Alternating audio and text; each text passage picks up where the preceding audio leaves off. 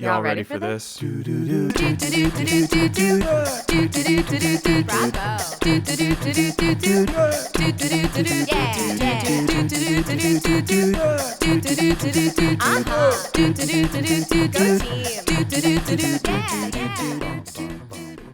Welcome to Sports Kid Drama Kid. I'm Jim. I'm the Sports Kid. I'm Andi. I'm the Drama Kid. And if you'd like to support our show, you can do that on Patreon. Patreon.com/SKDK pod. Yep. We have extra bonus episodes over there. And if you're already supporting, thank you so much. Now we're going to get into the episode this week. And it's a basketball episode. Nice. And this week we're going to talk about former NBA Commissioner David Stern before Adam Silver. Yes.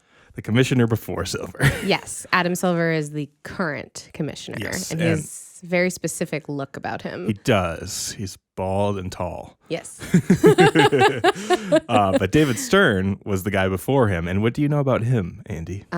Everything you just said, that he was before Adam Silver. Because I just said it. Because you just said it. No, he's been mentioned in previous episodes, right? Yeah, I think he has, because the story of the NBA, as you'll see, is pretty much the story of David Stern. Commissioners of the sports leagues, I never really thought about them at all until I started dating you, and I guess they're really important, and they're involved in everything. They're kind of like the one in charge, the like Emperor Palpatine. They're like this overlord of the league that everyone who pays attention to the league like has to confront at some point. Yeah. It's also just funny that it's commissioner. I don't know. It just sounds like one of those like local elected officials that you're like, I don't know what this person does, but sure, I'll vote for the most liberal person. Oh yeah. Like comptroller. Yeah. Now this is much more important than that. This is running the whole league and billions of dollars. Yep. Much more important than whatever a comptroller does. Something vital. So yeah, Andi, this week we're going to talk about former NBA Commissioner David Stern. Okay. And his massive influence on the game of basketball. But Stern ran the league for 30 years, and a lot happened during that time. So to get us started, I wrote a little thing to take us from where the league was when David Stern took over through his early years in charge. Okay. And to do that, we're going to hop in the podcast DeLorean time machine back to 1984. Cue the 80s music. How about something a little less Van Halen and a little more Gordon Gekko? All right, perfect. I'm sorry. You're leaving space for music that you're going to put in. Yes. And you knew what it was going to be like. And you're like, not that one, DJ. Yeah, you got me. And you'll have already heard what I did with it. And we're now talking about what I did with it. Oh my God. Yes. So this music's much better. This is reminding me of, I'm so sorry. This is reminding me of when we were watching Who Framed Roger Rabbit recently. Oh, yes. And we kept being like, now remember. This actor is alone. He's alone. He's acting with an imaginary cartoon that's going to be drawn in later.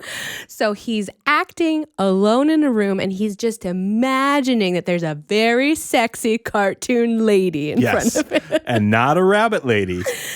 Just a lady who loves a rabbit. Jessica Rabbit. Anyway, that's what that reminded me of, because you're queuing yourself up, and then you're like, play that track. Silent.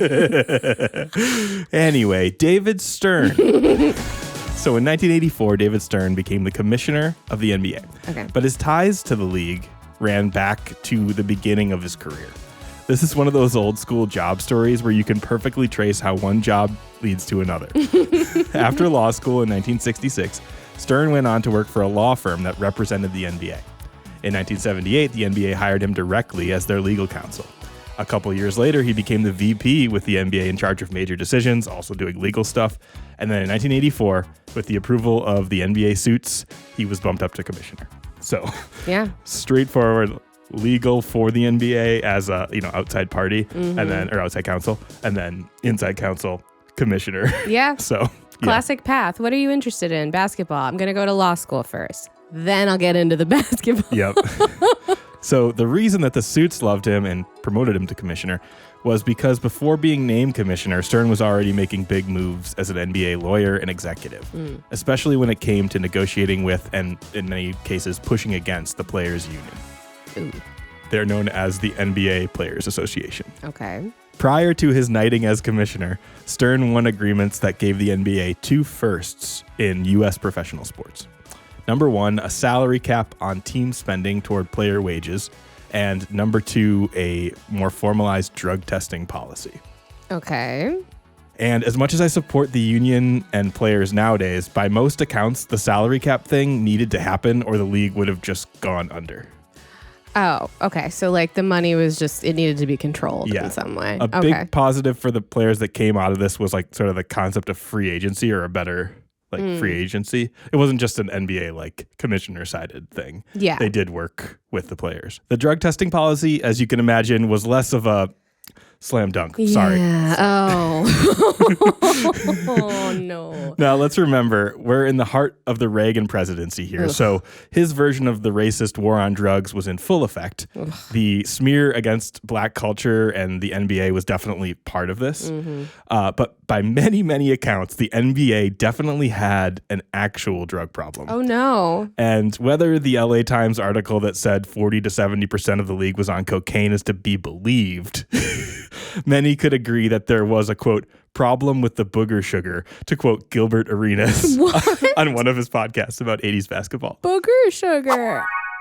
When it merged in, 76, the NBA had a really big problem with the booger sugar from the NBA, right? 70s, 80s basketball, the league was having a really bad image problem with the Tony Montana. That's what inspired the movie Scarface, because all the NBA players are just coked out. Like, I don't even know why we even playing this game. The whole 70s and 80s NBA like league was just on drugs. They were just on drugs. Like, it was performing though. I would say they were performing. They should have. They was on that hard rock candy. Yes. Oh my God. I mean, it was the 80s. And we know who else was on cocaine at the time. Andrew Lloyd Webber. Listen, I think I wasn't alive yet. But looking back, it seems like at the time, anybody who was doing anything that was deemed like important, AKA very in the public eye, was probably on coke. So Stern wanted to do something about this rampant cocaine use in the league because, you know, and he instituted a drug testing policy with the intention of enforcing it sternly. Again, sorry. Oh, Jim. It seems players either kept doing drugs and didn't get caught, or the threat of testing actually stopped them from doing some of these harder drugs. Okay. However, right after Stern was named commissioner, as a power move to show that he was serious about drugs and drug testing, he threw New Jersey Nets guard Michael Ray Robinson out of the league after he failed a third test for cocaine. This was the first time anyone was suspended based on the league's new drug policies. Richardson struggled with drug use throughout his promising career and never came back to the NBA, deciding instead to stay in Europe. The drugs were one thing, but the other big problem with the NBA that Stern was inheriting was that simply nobody was watching it. Oh. The one-liner I kept coming across about this area of NBA media was something to the effect of the games were shown on tape delay at 2 a.m. with no sponsors. What? A far cry from Chet Holmgren and Shai Gilgeous-Alexander struggling to sing What a Pro Wants to the tune of Christina Aguilera's What a Girl Wants in support of AT&T during 14 straight commercial breaks. What a pro wants, Stop, don't sing what it. a pro needs, whatever makes me happy sets me free.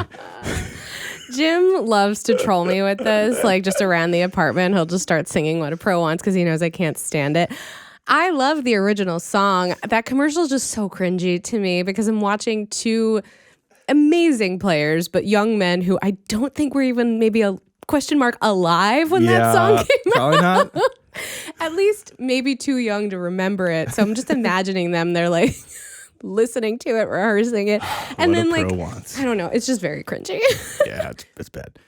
So David had some major work to do there with the just popularity of the league. So you're telling me that NBA basketball was on at 2 a.m? Yeah, just like tape delayed. What? As if it was like night court. That's crazy. Yeah, not popular. Because like, why would you watch it if you can literally, I'm assuming, look in like a newspaper or hear on the radio like what the outcome was? Have you ever been the kind of person that's like, even if I know what the outcome is, like I still want to watch the game and see how it happened? Not really. Only very rarely, like a Super Bowl or something.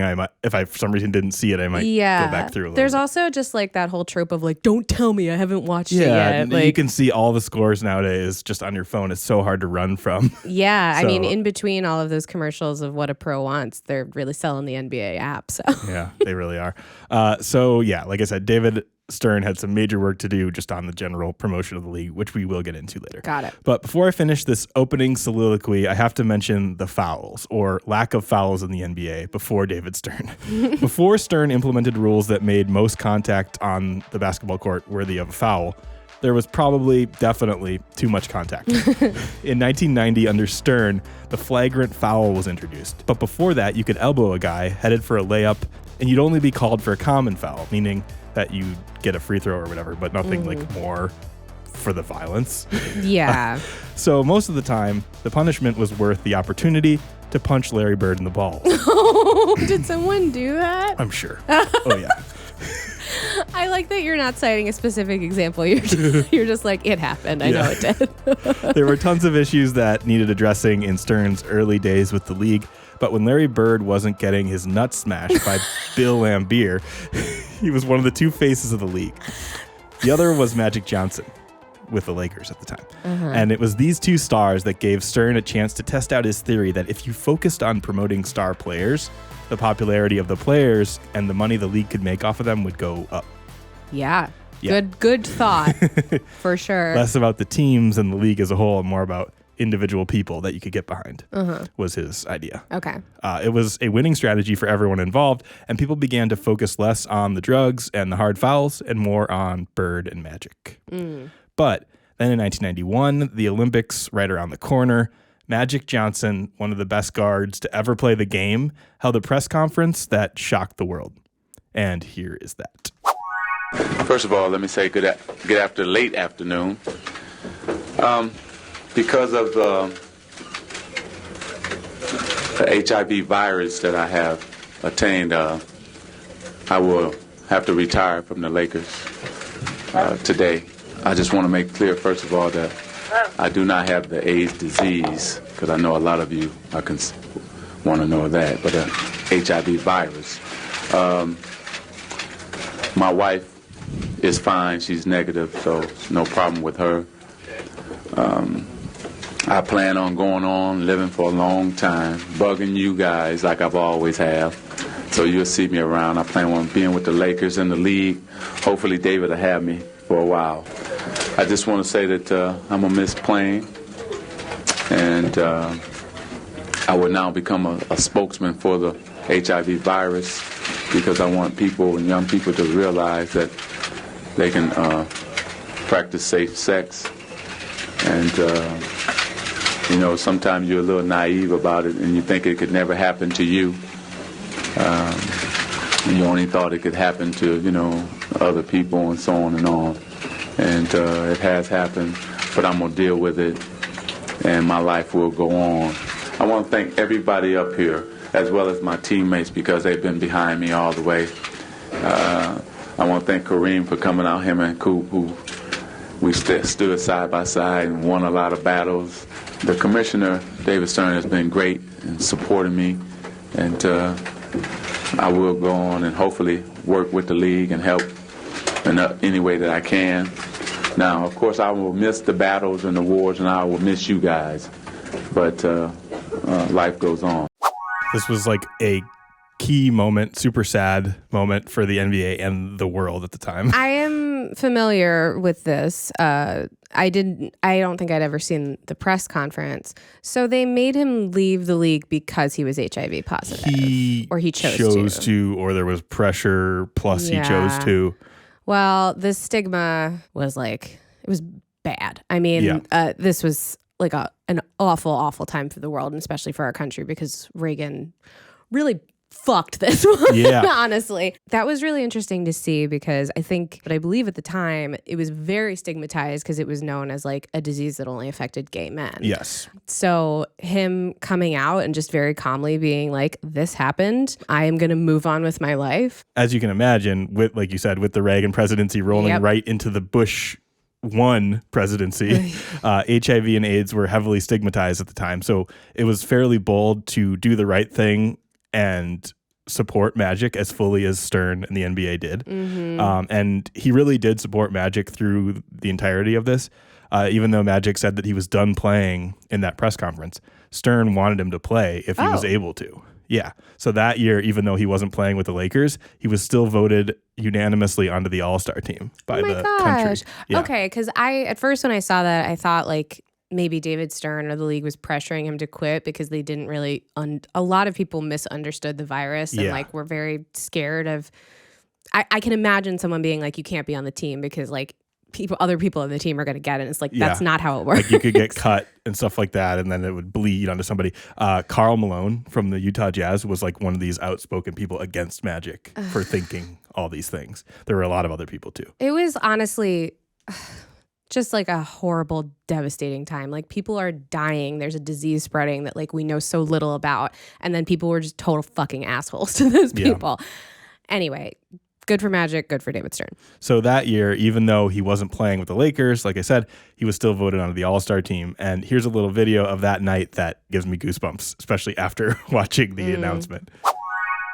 This is the 1992 All-Star game. Starting at the other guard, the NBA's all-time leader in assists, this three-time most valuable player as the Los Angeles Lakers defined NBA titles during the 1980s. One of the greatest players of all time, making his 12th All-Star game appearance, Magic Johnson!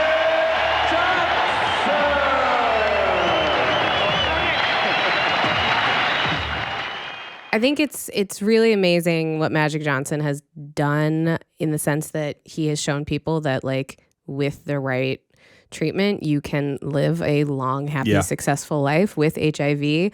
I will say, obviously, like, I don't know what was going on with the gay community at this time. They probably were not getting celebrated the same way that Magic Johnson was. But I would say as far as like, you know, public facing progress, like it seems like he was a huge part of that. Yeah. And here's another little part of that same highlight. All right, Dick, now to make the presentation to this year's NBA All-Star Most Valuable Player, here's the NBA Commissioner, Mr. David Stern. Magic, you're the most valuable player. You're a most courageous person. The moment is yours. Congratulations. When we talked a week ago, you said you dreamed about playing this game. You're going to come down, dish it off, run the whole show. This is but Ahmad you didn't tell me Rashad. about that baby hook shot. Well, first of all, let me thank all the fans who voted me here. Without them, I wouldn't be here. I would also like to thank the players that decided that everything would be all right if they played with me and against me.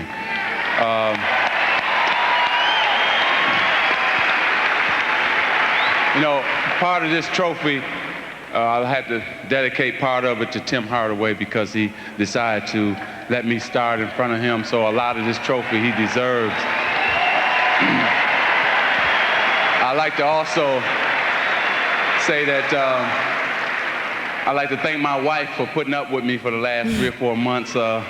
It's been tough on her, and she deserves a lot of credit. So, Cookie, I love you, and let's just take the trophy home. So, thank you. Here's the trophy. Maybe you'll see me back, maybe you won't, but I'll remember all these good times this afternoon. I'd like to thank you for sharing this with me. Thank you. Now that you have an idea of who David Stern was when he took over as the NBA commissioner, I'm going to use the rest of this episode to go through some of the biggest events and changes to the NBA that happened throughout Stern's career. Cool. The story of David Stern's NBA is, in many ways, like I said up top, just the story of the NBA because a lot happened in those 30 years. Well, yeah, it kind of, now I'm thinking about it, it kind of seems like David Stern like took the NBA from like kind of where it was sitting since its inception and like made it Yeah. through to like, what I'm assuming would become like the big heyday in the 90s. Yeah. I'm sure that we'll cover some of the things I'll talk about like as full episodes because like there's lots of big things happened and they could be dove into deeper.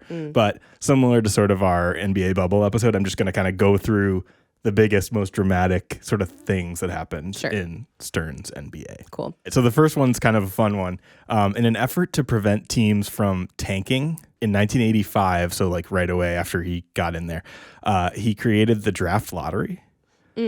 Before that, it was just like the worst team got the first pick. So it was very 1-to-1. He created the whole system? Yeah, he created the draft lottery to try to keep teams from tanking and spread around that pick. Because before it was like if you lose your season on purpose, you can then have like the best pick. I'm not exactly sure what the probabilities are now, but I think it's like the top 10 or 13 or whatever. Yeah. Teams get balls based on where they finished, put into the hopper. You get a little better chance if you're worse, but not that much. It's literally balls in a hopper, like an actual lottery machine. Wow. Usually like one of the air ones. It's like and then like someone picks it out. Like on TV when you get Powerball. Exactly. So yeah, in an effort to prevent teams from tanking and to just make it more of an event, he sort of created this lottery event and made it like a live TV event that people could tune into and be thinking about the NBA even when it was done, that kind of thing. So the first draft lottery is actually still ridiculed for potentially being rigged. What? So that's sort of the first drama here that I'm going to get into a little bit. The Knicks were like his favorite team growing up, David Stern, because he grew up in New York and stuff. Everyone kind of says like he wanted the Knicks to be a prominent franchise in his new NBA, huge market in New York. They just might so happen to get the best pick in the draft to be able to get Patrick Ewing, who was in the draft that year. Heard of him, yes. Center from Georgetown. How would you rig a Powerball? Would you just put more Knicks balls in there? So the first one was actually envelopes and not balls. Okay. And people think that the Knicks envelope was either bent or put in a freezer so it would be easily identifiable when picking it. Like it was cold? Yeah, that's one of the theories. I'm going to show you the video and you can kind of see. Apparently, one of the envelopes is folded and it's very obvious like that it's the Knicks one, and then he picks it. They're putting big envelopes into a big bubble. Which is weird because you don't usually put giant, like, record-size envelopes into a... Yeah, this is... I would be like, why did we have someone craft a big bubble if we're just going to do envelopes? Yeah, it's very weird. The drum will now be turned to further mix the envelopes, and then I will conduct the drawing. This is so stupid. Thanks. That is Jack Joyce. He's the head of security for the NBA. Spinning the drum. About 6 turns, I think. So the head of security do it to try to make it more ironclad. This is ridiculous. He reaches in, he kind of fumbles around. He very clearly sees the one with Whose logo is in this a envelope bent corner. will have the first pick in the NBA draft. Oh yeah, it does have it, like a dog-eared corner. The second pick in the 1985 NBA draft goes to the Indiana Pacers. The horseshoe works. Basketball is back in New York City, my friend. Okay, wait a minute. Why did he announce that Indiana had the second pick? So he was going through like in reverse order. Oh. So he said Indiana's got the second pick, and then the last one left was the...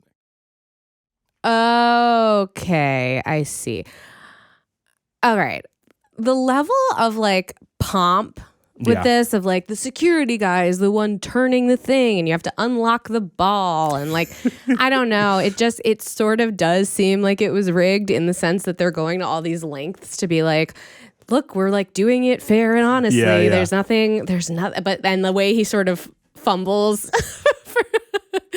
for the right envelope, it does sort of seem like it was rigged. That being said, it's very easy to say that if you're, not a Knicks fan and don't want them to have the first Some pick. of the comments under the video were kind of the best commentary I can find YouTube. on this, right under that YouTube video. Look closely. Stern actually grabs 3 envelopes at once, then flips and takes the one with the folded corner.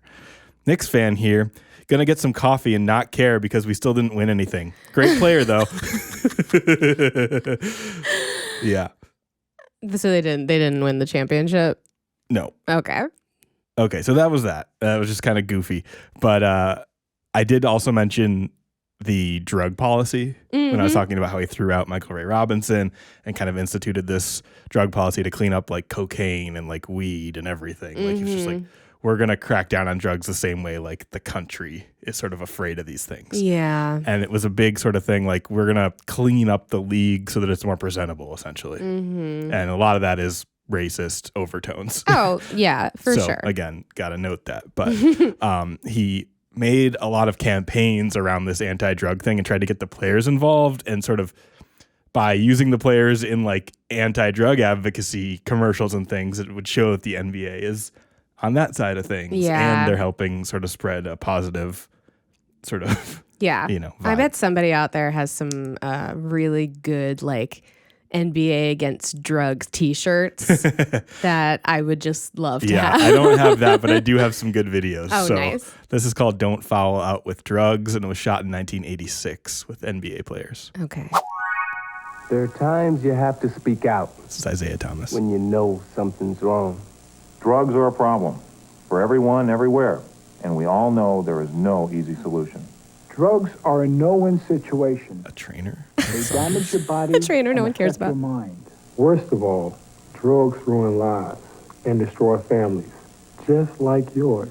When it comes your time to make your call, Oh, they got the refs say involved. no to drugs. Because if you say yes, you're not the one calling the shots anymore. It's time to stand Mike up Fratello. and let everyone know it's not okay to take drugs. So if someone asks you, Julius Oh my say, God. I'll pass. It's the best move you can make. We're all in this together, and we want you to know. The NBA family says no to drugs. That last one was Stern himself. Yes, I Play it could smart. see that. Don't foul out. Okay, why are all these players such good actors?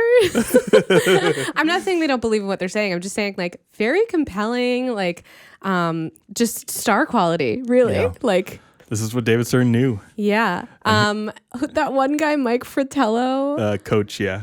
If you say yes, If you say yes to drugs, then you're a drug addict. then you're out of the game. Here's a Michael Jordan one from the year after. I'm Michael Jordan. McDonald's restaurants have given me this time to talk to you about something we both really care about. Oh my God. Kids.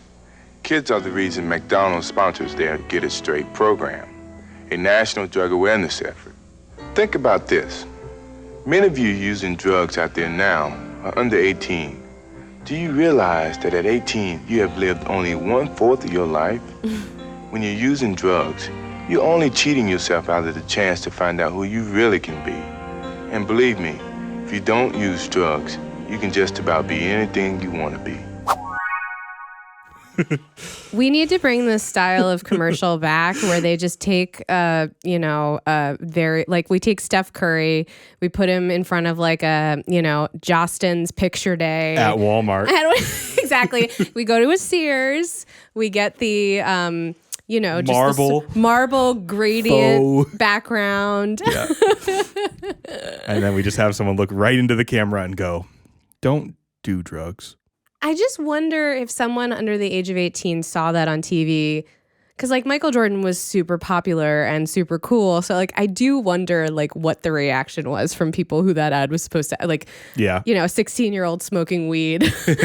Would they be like, Michael Jordan for McDonald's restaurant says I shouldn't. Yeah. Man, I wanted to be like Mike. And then in 1992 was the Dream Team. And this is, grounds for probably a whole episode on the Dream Team or various Dream Teams. And that was the group of NBA players who played in the Olympics that year. Yeah. So apparently Stern and the NBA were actually against the idea of the Olympic team using NBA players, but other countries and the general public wanted to see the best of the best from the US. Was this the first time basketball was in the Olympics? No, not the first time in the Olympics, but the first time they used pro players from the NBA. Who were they using College, before that? yeah. Oh, okay, It's gotcha. always seen as sort of like, it's like that's an amateur thing to be in the Olympics. It's the Olympics. Yeah, that's exactly what people said. They were like, hey, we're really good at the sport. We invented it. Yeah. How about we win it every year? Because now other countries are really formidable with basketball, but like not then. No. So yeah, apparently Stern was like against it because it was just like, he didn't see it as a important thing. But eventually he came around and then realized, holy shit, this is huge for the NBA. And so he quickly kind of realized that he was wrong and used it as a huge opportunity. We love when a man in power realizes that he's wrong and shifts his attitude. But this time it was just to make more money. Well, yes, we can't have everything, okay? Stern used the marketing around the Dream Team to boost the image of the NBA, and it's a huge reason that the NBA grew, as you alluded to early on, like became the biggest thing ever during his 30 years. And it was a lot of that was kicked off by the Dream Team. Yeah, because otherwise you don't get to see all of the best players from various different teams play together. Right. Which is like very fun. Other than in an all-star game where no one cares about the game. And you get people just scoring 200 points and never playing any defense. So anyway, the Dream Team absolutely dominated the Olympics and they won gold, and 11 future Hall of Fame players were on that team. And so everyone was just like going nuts after the Olympics. Here's another example of a McDonald's commercial that featured the Dream Team. Stern was all about that cross promotion. Yeah, especially with McDonald's, it seems. He saw how using brands and players together could grow the league. And like, as I was reading about this, I'm like, this seems like such an obvious thing now. But it was like new to just be the guy who thought of, hey, what if we use brand money to put our people in their ads? It promotes our league and they're paying for it. And now, in the year of our Lord 2024, we've gone a little too far, as we saw earlier when the TV went into sleep mode and it was just going through that weird crawl of sponsored content. And it was like, it's Mental Health Awareness Month. We've brought to you a selection of movies sponsored by Ford. And then it was Silver Linings Playbook. And Perks of Being a Wallflower. And I was like, what the fuck am I looking at right now? God. Like, I was like, we're done. The internet needs to turn off. We have to start over. You should consume this content for Mental Health Awareness Month. Sponsored by Ford? Doesn't make any sense. Anyway, so thank you, David Stern, for ruining all of our lives in the future, but good idea at the time. But it was like, it's funny too. I know this was like tough to do because every era you're actually in has its own set of problems. Of course. But like having the realization of like, oh, I'll just make a partnership with McDonald's and put Jordan in the ads doesn't seem like that rocket sciencey of an idea. Sure doesn't seem like it. No, but I think it really just at doesn't. the time it was. I know, you're like, wow, nobody was having good ideas at all at the time. Here's one of those ads. If you're hungry for the gold, you practice. If you're just hungry, you go to McDonald's. Where, for a limited time, you can get a big, beefy triple cheeseburger. Oh, that does look amazing. Might have to do that after this. Can we? And when you team one up with large fries and a large soft drink. in a free USA Olympic basketball collector I want that cup. You've got yourself the gold medal meal. What you want is what you get. What year was that? Do you know? 92. Okay, so we were alive. I'm like, why do I remember this? I don't remember it. I was 3. Also, when I was looking, this came up on the right side of my crawl, and it's not really related to this. It is basketball, but this is a clip of old Ernie Johnson and Charles Barkley from way back in the early days My of TNT. favorite comedians from the TNT desk. This is when Chuck was a player sitting in after their season had ended. Oh my God. God. How about Charles Barkley, the person, the image that a lot of the people out there, the basketball fans have? Would you change anything about yourself when you, you're going to be 30 years old in February? Would you say it's time to mellow, it's time to change, or could you be Charles Barkley acting differently? Well, I don't think so. I think, number one, you can't worry about what people think about you. Because I think got a thing I call the 50% syndrome. 50% of the people in the world are going to like you, and 50% of the people are going to dislike you, no matter how you are. I try to bring out and talk about a lot of important things like racism and things like that, and it offends people. But I don't sit around and worry about what people think about me, because I know who I am, and I think God knows who I am. And there are a few people out there who love me anyway. How about this now? Say planets collide one day, and suddenly you're the commissioner of the NBA, and David Stern's at home going, no. What would you do on your things to do list if Charles Barkley is the commish? Well, I've always felt like we should have mandatory drug testing. I think all jobs should have mandatory drug testing, because you can't be successful at your job if you're using drugs. And probably the second thing I would do is I would take the game of basketball back to the inner city. Basketball has become a high-profile, uppity type sport, and I think we need to take the game back to where it started, back in the inner city, in the ghetto. I mean, 'cause that's how the game originated, and that's who it should be for. The thoughts of Charles Barkley here in our Atlanta studio on a doubleheader Tuesday night. We'll be back in a minute to take a look at the Bulls and Knicks Game 5 after this. Crazy. That's so crazy. And 30 years later, those men are best friends on the TNT desk. Yep. Same desk. Ernie has no hair. And now, he's they all joined Chuck in look that. a little older, but honestly, Chuck has aged well. He doesn't look that much older. I kind of love Charles Barkley. Yeah, he's great. I was like, why am I getting the best life advice I've ever received from an old clip of Charles Barkley? So yeah, Stern's marketing prowess really shined during the Dream Team era, where he sort of used that as an opportunity to promote the NBA, get sponsorships with McDonald's, and get money flowing everywhere. He's a real ideasman. Ideasman, yep. Here's an article that I found from the New York Times from 1998 that I thought was just a good sort of recap about Stern's marketing at the time and kind of how he was viewed. Mm-hmm. Unlike any other major sports league in history, the NBA conducts its affairs as a single entity. While football, baseball, and hockey teams operate with a large degree of autonomy, NBA franchises are little more than branch offices of Stern's domain. The league weighs in on marketing blueprints with each team to help micromanage promotional campaigns as benign as sock giveaways. The league suggests halftime acts, coordinates advertising, produces teams' highlight films, and designs their logos.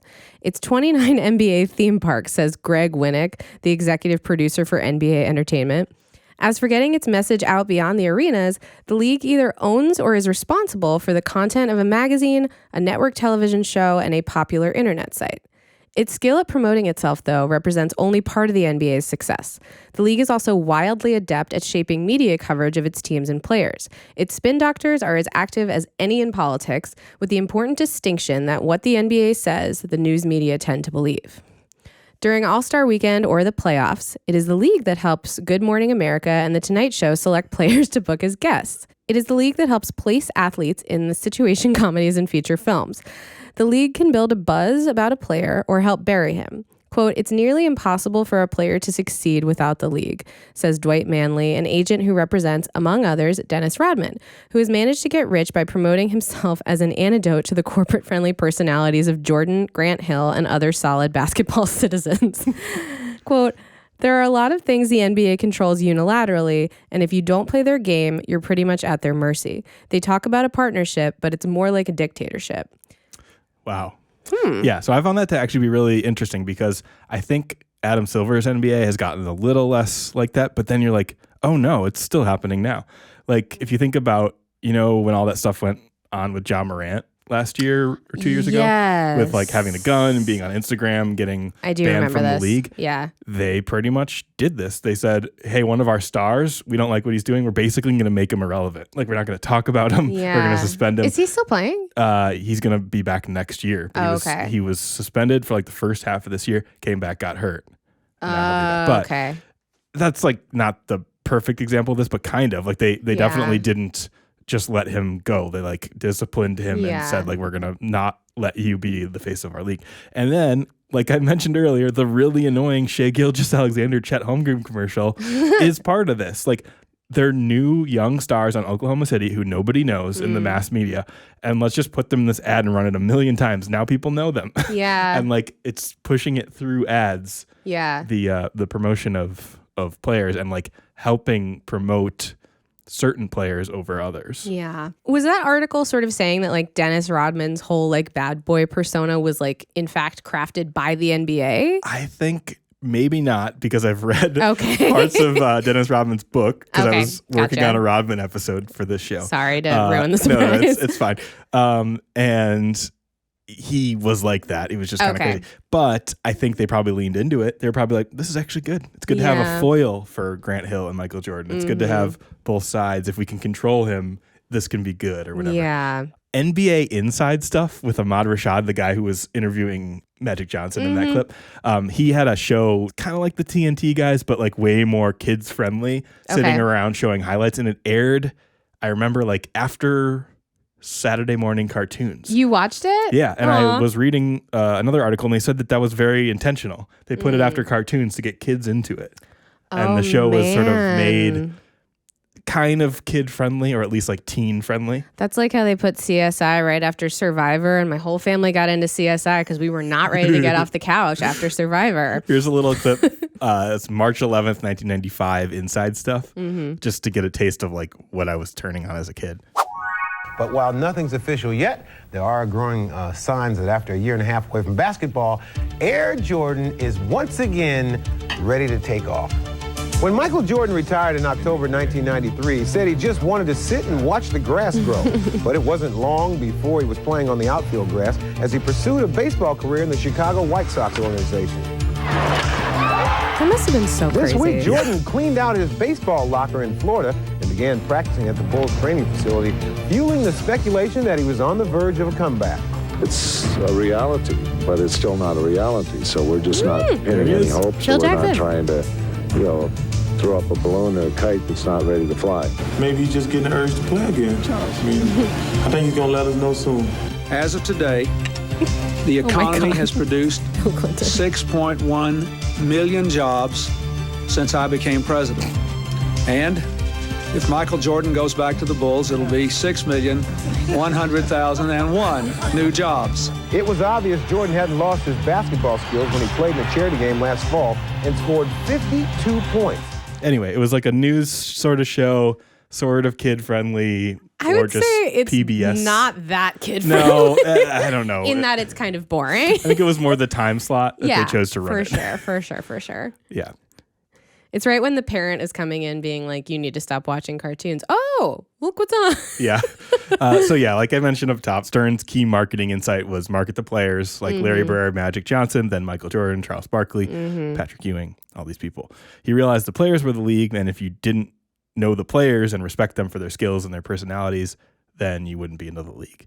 So in 1998, he navigated one of 4 lockouts that happened when he was commissioner. What does that mean? Said up top, he had a lot of negotiating with the Players Association. The lockouts happen in sports when there's a disagreement between owners and players on something, and it's always usually money and who's getting more of the pie.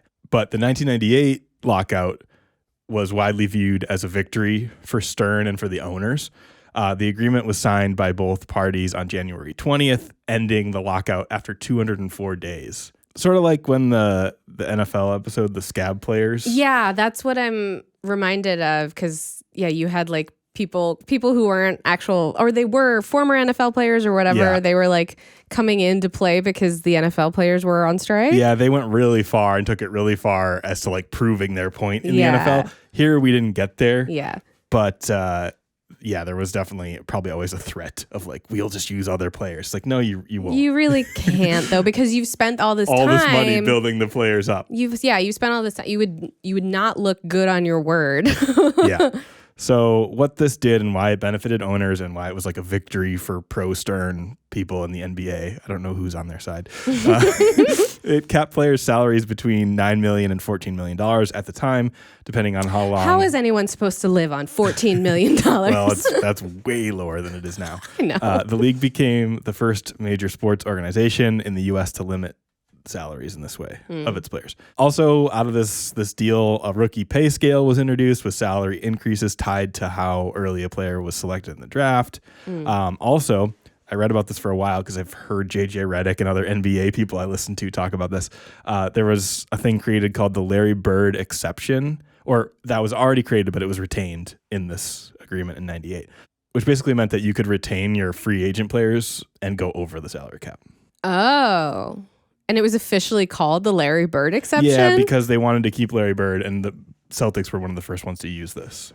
Okay, so they were like, Larry Bird can have more money than we have legally agreed upon because he's Larry Bird. So if the salary cap is, I don't know, $50 million or something, and like some new players come in and the Celtics are looking good, but they still want to keep Larry Bird and he's on their team and now he's a free agent and he could go anywhere.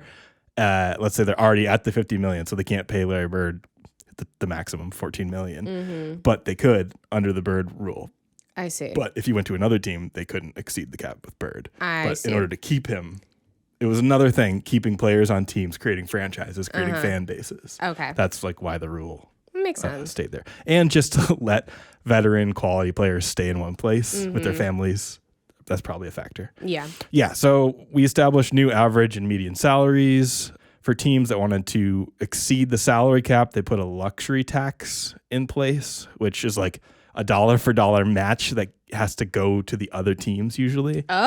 When you exceed the cap. Okay. So you can do it, but there's a punishment. It's going to cost you extra money. Stuff like that. That's in all the leagues. There's different types of luxury taxes. I don't fully understand all the NBA's salary rules. There's so many of them that all came out of negotiations like this over the years, where the players and the owners meet, come to agreement. Sometimes they lock out and work stops, and sometimes it's just they don't actually need to stop that, but they have these new agreements every so often. I mean, this is what happens when the commissioner has a law background. Yeah.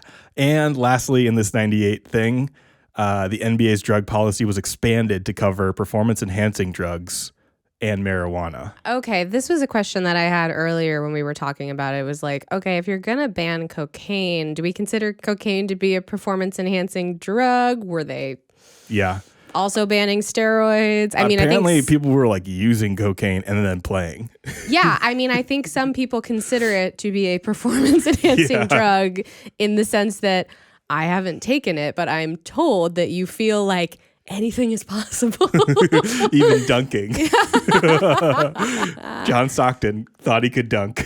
You know what? After this, let's do some cocaine, see if I can dunk. I'm 5'3". It's got so much cocaine talk for two people who don't do that.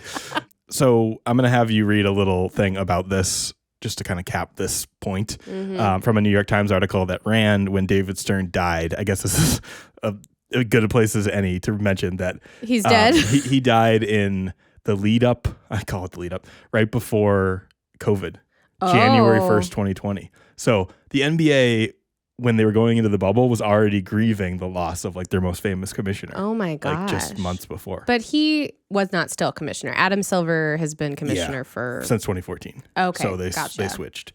Quote, it ended with a win for the owners, who established the first maximum salary limit in American pro sports, largely because of Stern's tactics.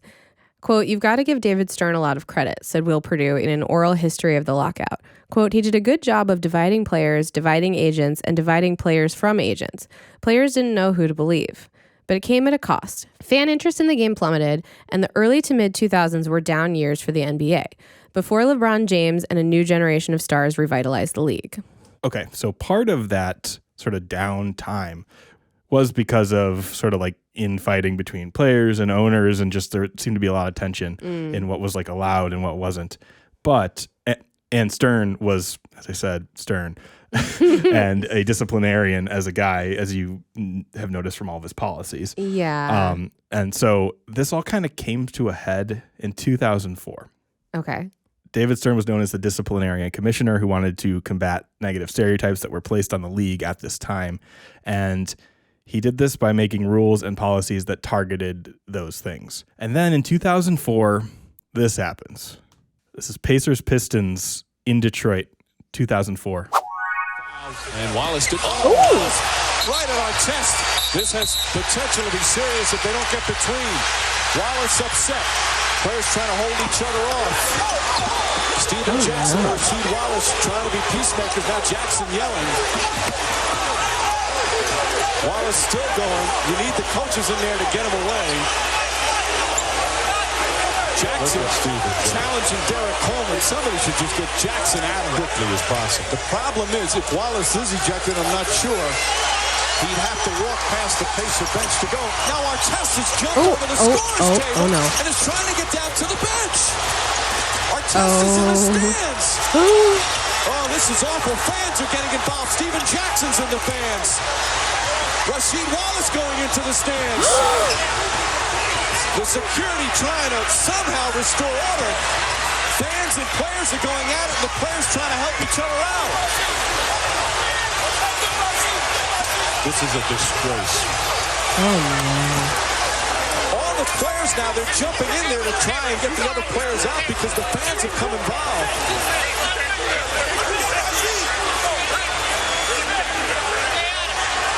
Oh, what a sad scene here at the Palace. Oh, my God. Is this Malice at the Palace? It took you that long. I heard Palace, and I was like, wait a minute. Yeah, this was at the Palace of Auburn Hills in Detroit. This is Malice at the Palace. Okay, because people have said, like, are you guys going to do a Malice at the Palace episode? So I did an entire research deep dive on Malice at the Palace. There's not that much more than a fight. It's a huge fight with all those players. The fans getting involved. The fans were involved. The fans were definitely not as punished as the players were. Sure. Even though they were integral in that. If you really watch the breakdown, which you can do by watching the 30 for 30. Man, how drunk do you have to be like, yeah, I'm going to go fight an NBA player? Yeah. I'm just in the crowd enjoying a basketball team. Oh, there's a fight? Yeah, let me go try to punch a guy who's 7 feet tall. So you didn't really see it there, but if you watch all the angles and stuff, which again you can do if you watch the ESPN 30 for 30, that do you work for ESPN? deep dives into this. Well, it's just that's the better way to watch this because they show all the angles and stuff like that. Yeah. And I could have us go into that on a full episode, but I'm not going to because it's just like a fight. I got it. It's not a very good audio thing, but you heard it there. And David Stern is in charge of the NBA as this happens. So as you can imagine, he came down hard on the participants because he hates this kind of stuff and wanted to get it out of the league. And this all just started because somebody threw a drink on Ron Artest, who was already laying down on the scorer's table trying to calm down and stay out of it. No, but I mean the very, very, very beginning when the foul was called. Oh, the Pistons and the Pacers hate each other and hated each other. Oh, historically? Yeah, but especially at this time, those teams did not like each other. Interesting. And it was they were the powerhouses in the East. Huh. In those days. Why didn't they like each other?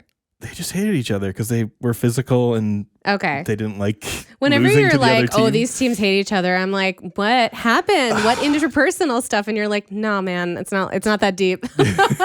So David Stern comes down on all these people who were involved in Malice at the Palace. Ron Artest for the Pacers being the main one. He suspended him for the rest of the year, and this was right early in the season. So he missed 73 regular season games. Steven Jackson, who they mentioned there, was out for 30. Jermaine O'Neal, another player, 15. Some of the Pistons players were all suspended for a handful of games. Were there any players that were just like, I'm just going to stand here. I don't want to get in trouble. Yeah, one of those players was Reggie Miller, who's a current broadcaster. And spokesperson for Wendy's. Yeah, he was near the end of his career. One of the things that 30 for 30 really harped on was that the Malice at the Palace was kind of the end of an era for a Pacers team that could have maybe won a championship. Reggie Miller was already old and injured and on the bench, but he'd hoped that this might be a season to get a ring because he never won one. Oh, yeah, his whole storied career he didn't win one, but this was his best chance, and then his whole team got suspended. So this really, really was not a good thing for the NBA, but also for the Pacers. It just killed their franchise. Did he just get up and sadly go to the locker room like Charlie Brown? He was like, shit. Yeah, I don't know. I think they were just so pissed. And when they went to the locker room, they were still yelling and screaming. Oh my God. Okay, so in 2005, sort of in part, again, due to this sort of bad boy attitude or whatever that he doesn't want the league to have, David Stern institutes a player dress code on top of this. Yeah. And there's an NY Times article from this time that details the new rules with sort of some commentary that I'll have you read. Okay. Players must adhere to the following requirements at all team or league functions: collared dress shirts or turtlenecks, dress slacks, khaki pants, or dress jeans. Dress jeans. Okay, we're going to have a conversation about what that means. I mean, I used to have a pair in middle school of jeans that had sparkles on the seams. Put on your nice jeans. We're going to church. And dress shoes or boots or, quote, other presentable shoes with socks, and no sneakers, sandals, flip-flops, or work boots. Players are prohibited from wearing headgear, t-shirts, team jerseys, chains, pendants, or medallions. This seems expressly racist. Yeah. I'm just going to say that. Sunglasses while indoors and headphones, except on the team bus, plane, or the locker room, are also banned. Players who are on the bench during a game but not in uniform must wear a sports coat. Oh my God. Both the player and his team will be fined for violating the rules, and repeat offenders could be suspended. Quote, we have a minimum standard that we set that reflects on the professionalism of our sport, and you're going to do it, Stern said after giving a speech yesterday at a Sports Business Journal convention in New York. Quote, I think as it's properly understood, it will be embraced by everybody. Yeah, one person who did not agree was the main person that this targeted, which is Allen Iverson. Oh. You gonna tell me what to wear to go play basketball? Don't even sound right. You know what I mean? Like, how you gonna tell me what to wear to go to work? You know what I mean? When you know, I can understand if you're a lawyer or something like that. You ain't gonna come to court with a sweatsuit on. Mm-hmm. You know what I mean? I understand that. But man, I'm coming to play basketball. I'm coming to be comfortable. I'm coming to get ready, and I want to be cool. You know what I mean? I want to be cool for the people that see me. I want to be cool when I leave the crib and my girl think I'm cool. I want to be cool for when my teammates see me and see me looking cool. You know what I mean? Let me be fresh, man. Don't have me looking like everybody else look. Right. That's not you. You know what I mean? Don't have me looking like everybody else look. Most people don't know, like the sleeve that you wore to help, you were protecting them elbows, but then that became a fashion statement. Mm-hmm. I mean, although headbands were worn before you, you made the headband. He really made Don't the forget, headband. yeah. Shout out to Cliff Robinson. Yeah, rest in peace, OG. Uncle Rest in Cliff. peace, OG Cliff. This was on All the Smoke, which is a podcast hosted by Matt Barnes and Steven Jackson, one of the guys in Malice at the Palace. Oh, really? Yeah, one of the Pacers who got suspension. I did not recognize for 30 him. games. I mean, Allen Iverson was on the Sixers, so I heard a lot about him while I was growing up. I mean, I tend to agree that, like, you can't force people to wear a suit to a basketball game. Yeah. Also, for those of you who may not know because you don't watch basketball, NBA players, it's like a fashion show before each game. It is like an athleisure and also not athleisure fashion show. Yeah. So this was overturned, clearly. Yeah. Because now that's a whole part of it. Yeah, because like as players are like walking into the facility, there's literally a photographer set up to like catch whatever like really honestly, he said he wanted to look cool. They always do look cool. The David Stern commissionership was definitely way more known, as you've seen, for like a hard-nosed approach. I would say that Adam Silver has like embraced a lot of these things instead of fought against them. It seems like David Stern really liked the idea of highlighting the players' individual personalities only to a point. Yep. He wanted them to represent a certain thing. Yeah. He was like, it's fine if you guys have like, you know, more fun, colorful personalities, but like we need to keep it where me, a middle-aged white guy, feels comfortable with. Yeah. I understand everything you're wearing. Yeah. Exactly. Yeah. So last thing I want to mention about Stern, again, there were so many things. Like, I'm sure. I think he was integral in the creation of the WNBA because that happened during this time. Like a lot of other good things that he did. Sure. One of those that was really good for business, the business of the NBA, was that he was a major factor in expanding the NBA to China. I did not know that. Yeah. So David Stern saw an opportunity to work with the Chinese government to get the NBA on its state-run TV. Basketball was well liked in China as a sport. He said that when he visited there for some NBA games they had in Japan, he then went to China for a while to kind of see how's basketball in China. And what he, I guess, learned was there's tons of basketball hoops all over China with kids playing. Like it was a popular sport there, but it wasn't really like popular for TV. And he was able to get on Chinese communist TV by initially just sending tapes of like popular games over and then having them play them on tape delay for free to see if people liked it. And they loved it. Aww. So then they've basically formed a relationship with the government-run TV to run NBA on there. Oh my God. And they had a monopoly basically of NBA. If you go back to like when we had CBS, Fox, and NBC, it's kind of like that in China. Like China has way less options because the government controls what they can watch. Right. So, and that's less so now because they're trying to become like communist capitalist. Yeah. But it was very closed down then. And so the NBA, which Chinese loved, and it was harmless, it's basketball. It got super popular in China because it was one of the few things on TV because of Stern. You have to praise the negotiation skills of a guy who can call up a controlling communist government and be like, can we put some stuff on your TV? Yeah. And a huge reason why he was able to win that deal was because of the 92 Dream Team, because the Olympics is already super popular in China, was way more popular as a viewership because, again, very limited TV. They just showed Olympics. Like, that was one of the things that was actually on TV. So they got to see the dream team in China. Sort of, parlayed that into a bigger deal. David Stern, he's always looking for the next opportunity. Yeah. He's a real capitalist icon. He is. I'll have you read a little bit of a thing sort of to close out this idea from a book called Operation Yao Ming. I remember Yao Ming. And Yao was like the most popular player ever to come out of China, and that also happened during Stern's time. And he was like 7 feet tall. 7'6". Oh my God, that's right. Yeah. I remember that. Quote, the commissioner had decided to come to mainland China after presiding over a pair of NBA games in Tokyo, the first regular season games ever played outside of the United States. The Utah Jazz took 2 games from the Phoenix Suns in front of huge crowds that were enthusiastic, knowledgeable, and unfailingly polite. It was a revelation for Stern. Quote, we may have been the capital of the basketball universe, but we weren't the center, he says, sitting in his spacious 15th floor office with its sparkling view of Midtown Manhattan. It dawned on me that the combination of global appeal of our game and the growth of television markets around the world meant that NBA games were going to be seen everywhere, even in communist China, or, as Stern saw it, especially in communist China. Yeah. Here is David Stern with Yao Ming talking about Chinese basketball.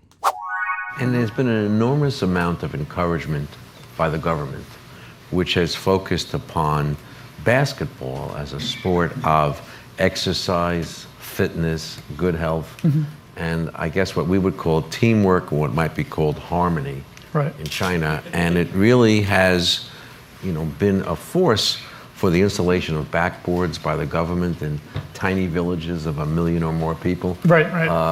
And what we're seeing increasingly is a sort of a common interest / passion, and Yao is very much a fulcrum for that. And so Yao is sort of a one-man policy maker for bringing these two countries together. People think of it as really just about fandom, but it's more. I mean, we invited the Chinese national team here in 1985, and Red Auerbach and Wes Unseld and other worked with them. So we've always viewed basketball as something that was a little bit different than the government relations, and had the ability to do some melding and also working on issues of common concern.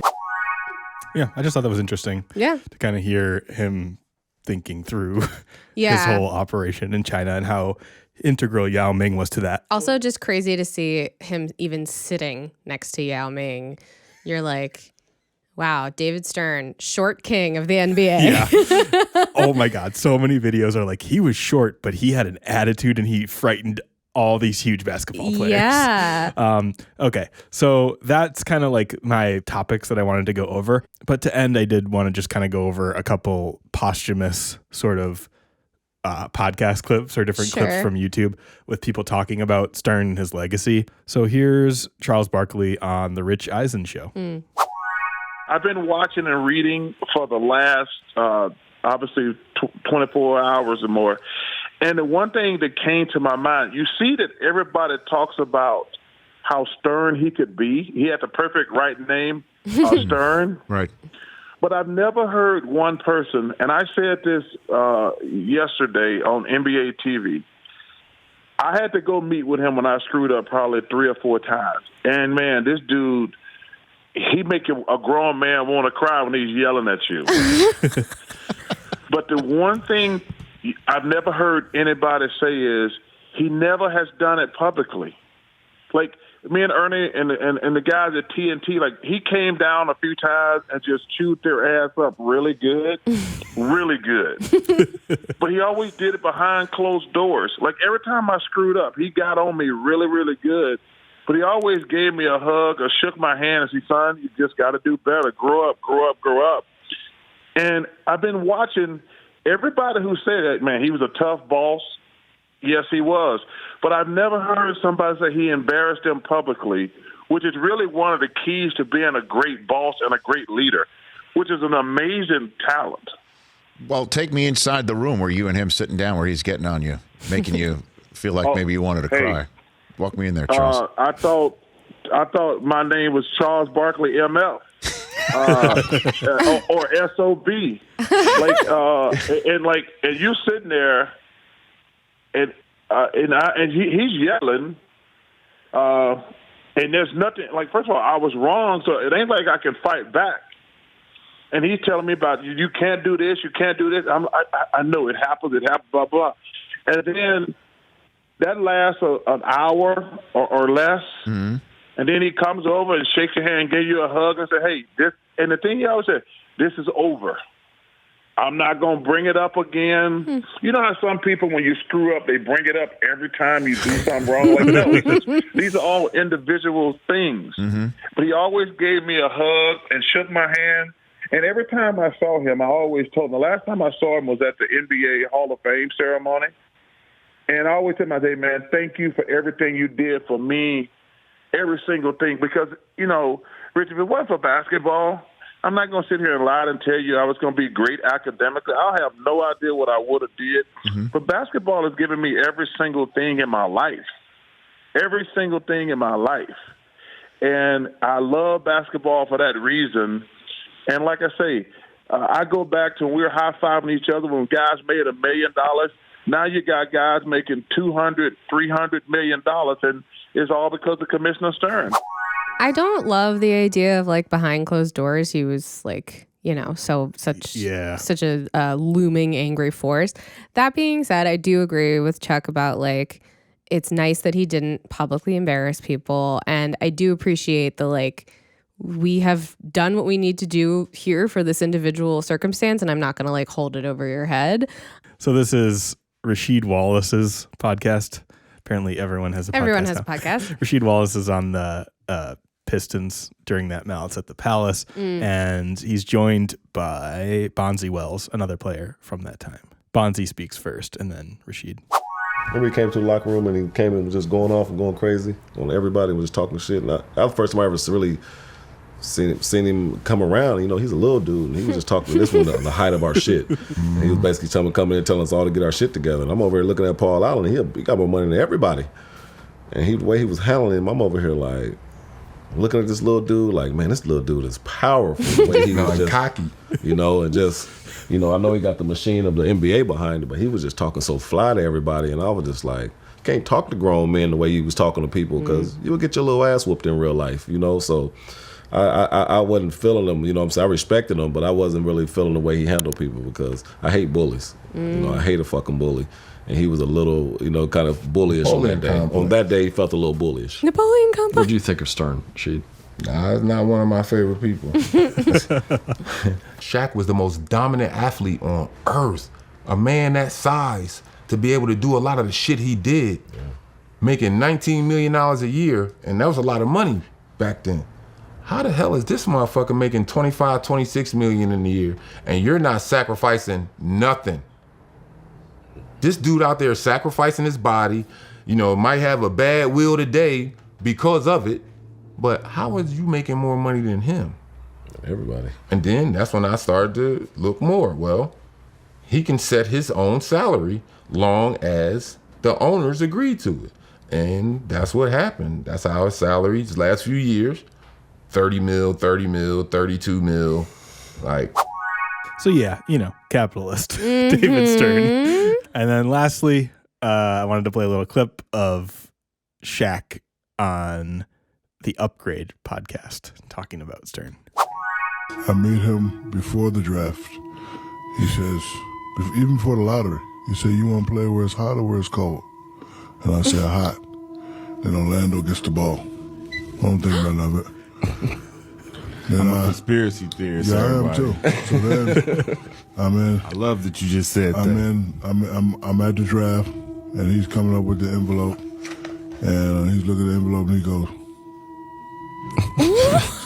That was a wink. If the cameras did not see it, that was a strong wink. So right then, because I didn't know, but I know I was 1, 2, or 3. Yeah. But I didn't know, so like he got the envelope, and you know it was real quick. He was like, and with the first, and then he called me. So. And then I would always see him and say thank you, because he actually paved the way for all of us. Absolutely. He did a lot. So I remember one time when the Hacker Shack was starting to get strong, I went to his office and said, listen, I make a lot of money. And based on your pay scale, I can miss 20 games and still be all right. Yeah. So the next person foul me, I'm knocking somebody's teeth out. He said, Shaq, you know what's funny about this conversation? He said, you're complaining about 28 teams, but I got 28 teams complaining about you. That's what he said. That's crazy. I said, damn. I said, so they perspective. I said, yeah, they complaining about me. He said, yeah, you're too big, you're too strong, you get all the calls, like I can't. And then he said, let me keep it real to Shaq. I can't call every foul. I said, you're right. And so that's when I said, okay, you can't call every foul. That also means you can't call every 3 seconds. Right. And that's why I just stood in the lane. And that's how, and this always was called. You always all day. I'm gonna just stand. I'm like, you gonna call it, but you ain't gonna call it 2 times, 3 times wrong. Ain't no way. Okay, wait a minute. I don't know that I super understand. I know Hack-a-Shaq, you've said this before, was like the other teams hated Shaq, and so they were trying to like foul him so that he shot foul shots. And he was terrible. And he was not, though he was amazing, he was not good at foul shots. This will all come up in our Shaq episode, which we have to do. Got it. Yeah, basically, he was getting hacked all the time, and so he had a conversation with Stern about Oh my God, that's wild. So, okay, not only did David Stern rig Patrick Ewing, possibly going to the Knicks, he may have rigged Shaq going to the Magic. He wanted to play somewhere warm.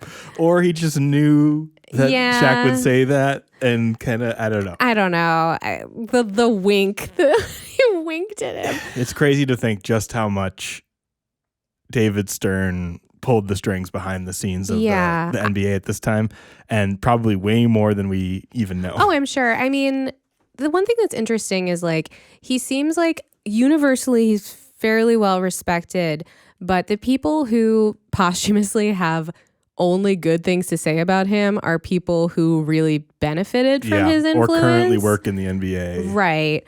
And the people who don't care about saying bad things about him were people who he probably was not their favorite. You know what I mean? Like, he seems like the kind of guy who, like, because he was trying to highlight individual players, it seems like maybe he just had some players who he treated really well and got a lot of like money and accolades and opportunities for them. And other people probably felt like all they ever did was get reprimanded by him. Yeah. And even though they made him money. Yeah.